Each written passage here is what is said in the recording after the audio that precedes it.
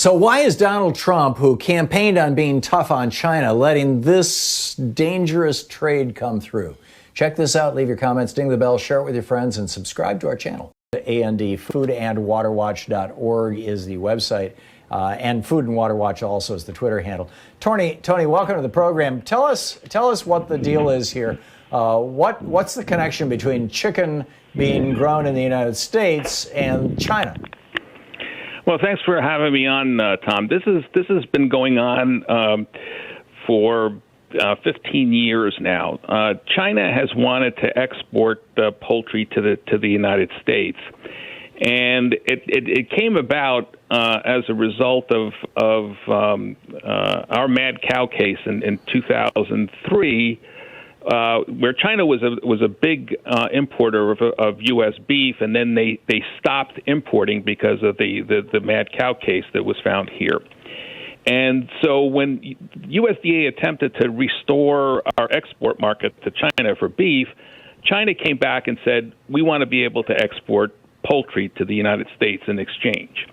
And so in 2005, the George W. Bush administration proposed a rule that would allow China to export poultry to the United States, but they put in a condition that the slaughtered chicken would have to come from an approved source. And at the time, the only approved sources were the U.S. and Canada.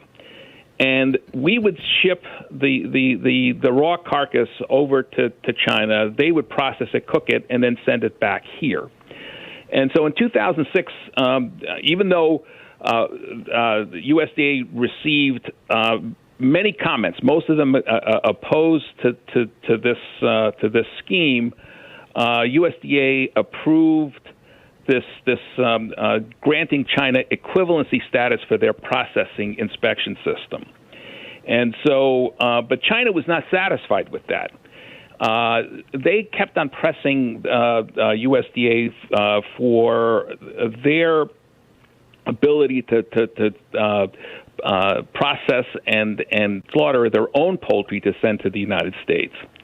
And so while we haven't received too much chicken under the provisions of the 2006 rule, there was only one shipment, and that happened in 2017 of 110 pounds of breaded chicken nuggets and patties. China has consistently tried to get USDA to let them ship their own poultry to the United States. And sure enough, in 2019, as part of the deal that the Trump administration signed with China to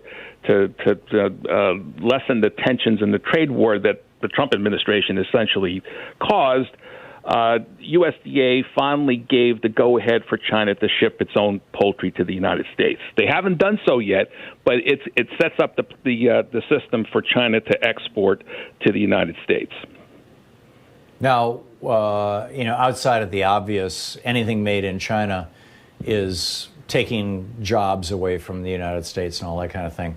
And I say that, with some ambivalence as somebody who doesn't eat birds, as a vegetarian, an occasional pescatarian, I suppose. But I say that as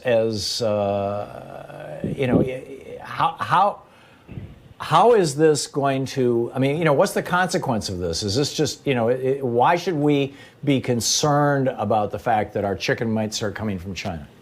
Well, there are a couple of things. First of all, China's food safety record is very checkered.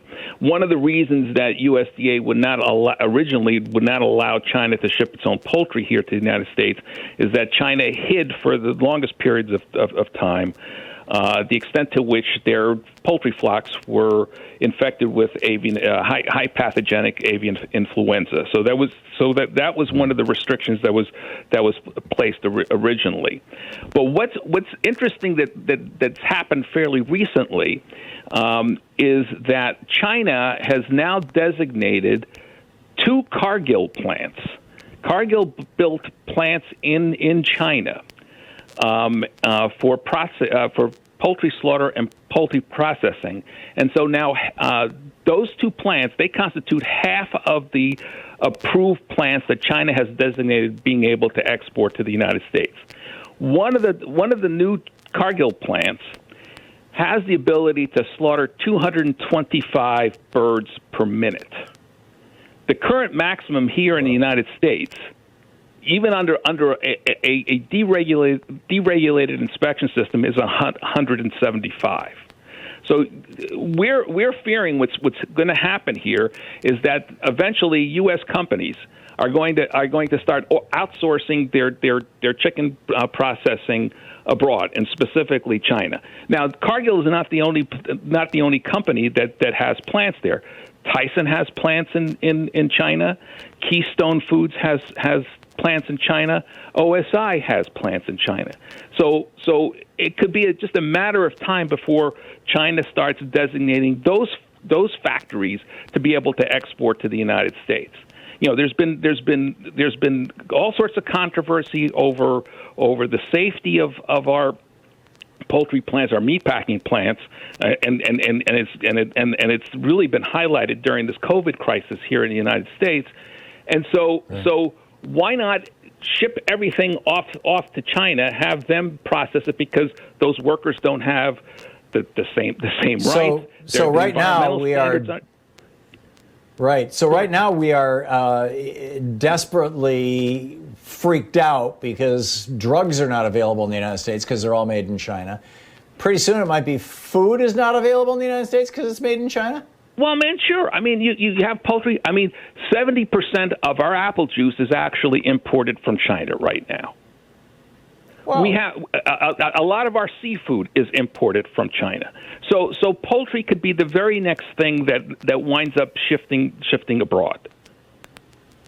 And this is just so that giant companies like Cargill can kill more chickens per hour and pay their workers lower wages than they're paying the people, which are probably already fairly low wages here in the United States, to slaughter and process and raise, for that matter, these chickens. Is this going to put American farmers out of business?